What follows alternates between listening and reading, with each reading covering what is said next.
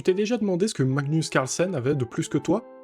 Bah à peu près tout, mais on va déjà commencer par la capacité de calcul. Suis-moi.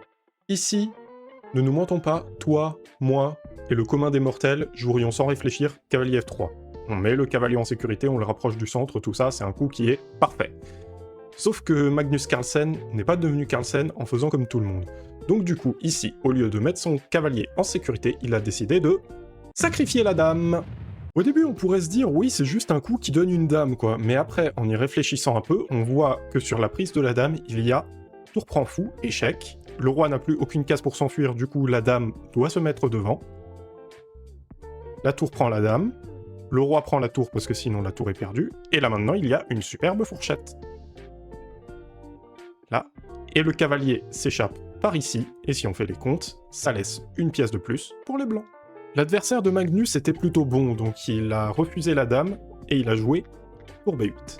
Le problème, c'est que Magnus était dans un mood de sacrifice de dame, du coup il a resacrifié la dame en prenant la tour cette fois, et sur cavalier prend, il a pris le fou, roi s'échappe, tour prend tour, et là-dessus, s'il y a prise du pion, la tour reprend le cavalier là-bas. Donc au lieu de laisser s'échanger les pièces, les noirs jouent cavalier C6, mais les blancs peuvent jouer ainsi cavalier F3, et si on refait le compte, les blancs ont toujours une pièce de plus.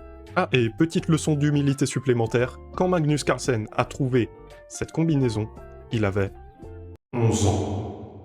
Abonnez-vous pour d'autres prix de beauté des maîtres des échecs.